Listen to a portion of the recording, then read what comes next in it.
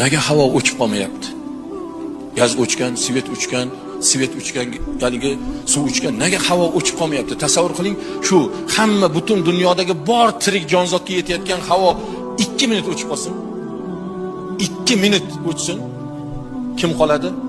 Dunyo yaralgandan beri, odam safiyulloh yaralgandan beri shu davrgacha milliard insonlar, milliard mahluqlar yashab o'tdi, yashayapti. Hammaga birday yetyapti bu ne'mat. Buni manbai qayerda? Qayerda ishlab chiqaryapti? Xudoga beadad shukr qilish kerak.